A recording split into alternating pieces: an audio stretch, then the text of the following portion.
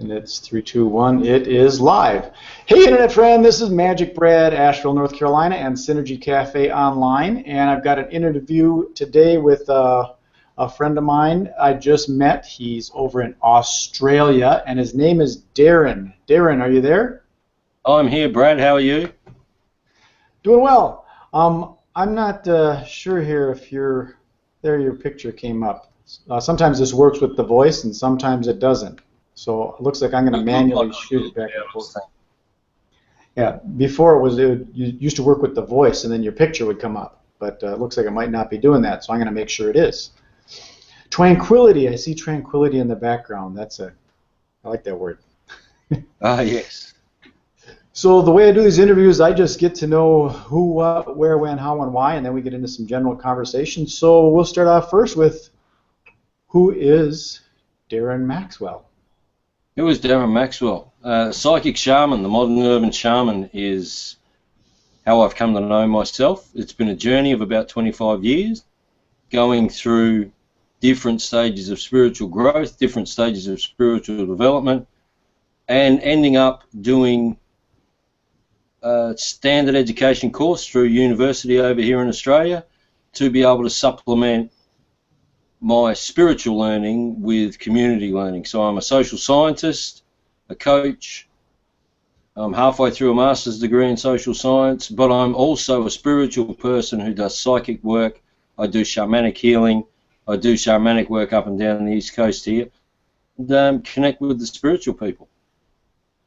Okay, well, that's the who. You kind of touched on the what you do, and it looks like the overall thing is shamanism, and some people don't really know what that is. I describe it as like Native American spirituality, but perhaps maybe you can enlighten us more on what shamanism actually is. What a controversial subject shamanism is. Yes, everyone's got a different idea of what a shaman is. From an indigenous Aboriginal Australian living out in the outback here in Australia to an American Indian to someone up in Siberia in Russia, everyone has a different thought of what a shaman is. But a shaman is someone who works between two worlds. We work between the soul world, the energy of creation, and we work between the physical matter, mine and yours, life. So we divine between those two worlds. And Bali is one of the places that still holds those traditions. All of the old shaman in Bali still work at that level. They work between the two worlds. They still divine before they heal. They still have a foot in both worlds, so to speak. We may have lost it a little bit. I'm not sure about America, but a lot of the people who call themselves shaman here are doing it as a media way of getting through. They just call themselves a shaman. They don't live by the shaman ways and traditions. So very hard, and it's very hard to pack up and go and live by a fire somewhere. Really difficult. I love my microwave oven and my shower. Okay, well that kind of segues into the next question, and that was going to be where. I was going to say, where do you do this practice? And you could have answered it. It is in two different worlds, the spiritual world and the physical world. And then you also commented on one of my most favorite places, and that is Bali. So it sounds like you do some of these things in Bali, and I'm assuming you also do some work via Skype and locally and things of that sort. Yeah, I do. I do it. I call myself a modern urban shaman because I do it I do it over in Bali, I do it via TV, I do it via Skype, I do it via the telephone. But what I find is tonight, it's 10 o'clock tonight here in Australia, and I've just finished doing a class, and it's group energy where people can feel the energy transfer, and they can be part of what you're doing, and the passion that you share really makes a difference. So the face-to-face is always important, being able to be in each other's aura and sense those things. While this forum can get people in touch, it doesn't deliver the whole energy. So that's how I prefer to do it, face-to-face, in a circle, where we're all sharing and we're all able to interact immediately. That's what's good about Bali. People Okay, in I think Bali. we're definitely on the same page there. Part of my vision for the whole Synergy Cafe thing and all the things that I'm doing is to get the online chatter into real life activity. So I'm behind you. I'm way over on the other side. It's quite a trip over there to Bali, but I would like to connect with you over there and perhaps go through one of your classes. The other quick question I was going to ask, that was the where. I was going to say, like, when do you do this? You said it's 10 o'clock and you just finished a class, so what do you work like 24 hours? Do you got a pager on your side where if someone wants to do a session, they can just call you up immediately? Or when do you do your practices in your profession? In many ways, it does work that way. Yeah, the mobile phone is like a pager on the side. Last night I got a phone call at 6:30. Someone wanting me to come and do something with them immediately. And my partner Robin does meditation, and she had the room full till 9 o'clock. And I made the appointment and said yes, all right, I'll see you there in an hour. And then Robin said no, you won't. We're too busy. So yes, it does. If the person needs it and it's there and then, yeah, I only live 10 minutes away from the rooms I work from, and I can be there in 10 minutes, and if they need it, that's what's available. So that's the role of a modern shaman, just like it used to be the role of an ancient traditional shaman. When the tribe needs you, you hear the call and you go to do the work. So, yeah, whenever and wherever. Shaman on call. Yes. Just call them up. I need a shaman right now. Yeah. Okay. Yes. I was going to get into the how, but we'll get into that a little bit later because that's very complex, I guess, how things happen. But the one question I love to ask everybody when I do these interviews, and that is the why. Why is it that you picked this as a life path, or why aren't you like a coffee barista at Starbucks, or why don't you own a gas station or a McDonald's franchise? Why did you pick this path? I'd love to be able to take credit for picking this path, but this path picked me. I grew up in what I call a normal suburb, and what you'd say is a generic family existence, and went to work at 15 and did a trade and got married and had multiple children. And then this path picked me at about 36 years old. So for the last 20 years, I've been fully into shamanic study and shamanic wisdom. Just prior to that, I was slowly working my way in, because it's a calling. It's not a chosen path. You definitely get called, because sometimes it gets very hard. The world of a shaman is not. It probably looks good in movies or reads good in books, but in real life it can be very difficult, but then the difficulty turns into really good rewards. So you learn to live through the bad times as well as the good. So it's not a job, it's a full-time occupation, 24 hours a day, 7 days a week, and it called me. And I honestly think if I stopped doing this, and I have over periods of time, trying to establish whether that McDonald's life, that McDonald's manager life would be a better life. But no, it doesn't work for me. I have to do this. That seems very similar to my wife's situation. She's also a shaman. She studied Peruvian shamanism, and yeah, there's definitely, it's not of this world. Some amazing things happen, and they are trials and tribulations kind of situations where you think like, what's going on with my life? And then all of a sudden on the other side of it, it's good. We used to live in Minneapolis, Minnesota, and we were up against the wooded area, and there was a turkey that used to come to our house and walk up the steps and sit on right by the door. I don't know why, but it was kind of strange that they would just sit there at our door. And then another situation, I don't know if you have blue jays over there, but I actually hear a blue jay in the background right now. There was a flock of blue jays in our front yard. There was probably 15, 20 blue jays, and they don't flock. I don't think they're a flocking type bird, but there was a whole bunch of them. And just bizarre stuff like that happens, and I could go on and on. Happens all the time. Yeah, exactly. happens all the time. I've had those experiences. The east coast of South Australia, we've got Queensland, New South Wales, and Victoria. And I've lived in the 3 states, and I'm currently in New South Wales near Sydney.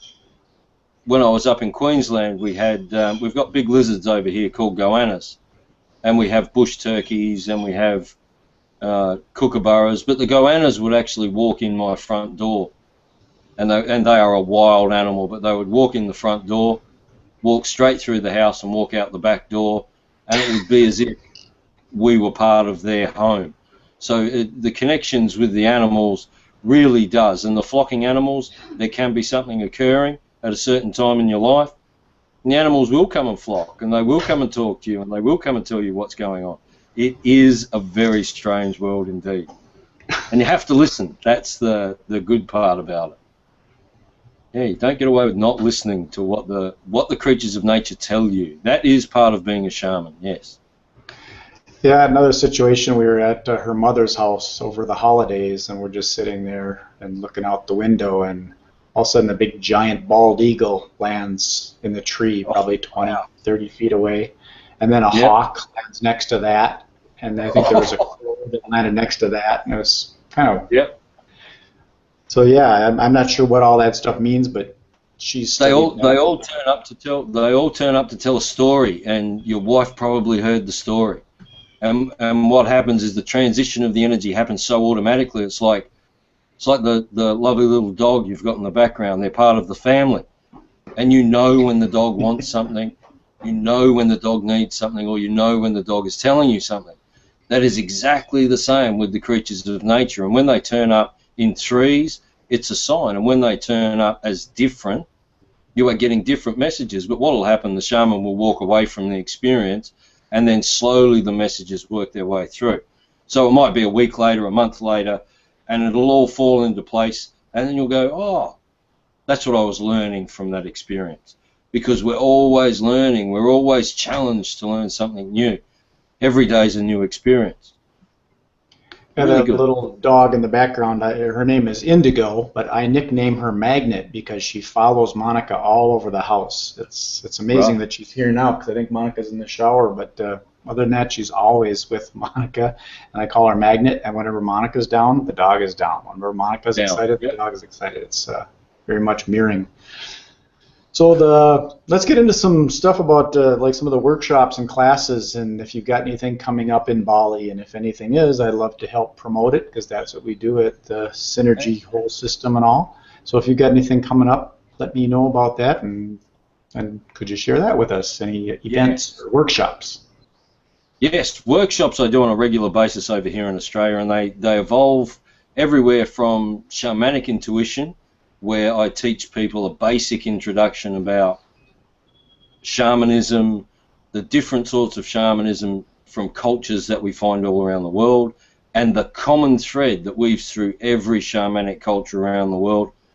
Then I introduce them to divination, which is the tool that a shaman always uses. It's an interesting concept. You mentioned it about your wife, but when you're called, you're called. So when a shaman uses a divination tool, it doesn't matter what tool it is, they have to believe that in their heart they follow the rules of the divination tool, just like they would expect someone that they're healing or someone they're teaching to do. So you have to know your tool, you have to know what you do, just like any other Trojan would, and believe in it. So I teach that first to people. Then I move them on to learn with the divination tool. So as they commit 12 months to learning with the divination tool, learning all of the energy that surrounds it, and it becomes part of them and who they are. So every time they do a divination, it comes naturally. And that's not something that's normal in suburban society. Then we take people away to places like Bali. We also do Vanuatu, and we're doing Hawaii next year.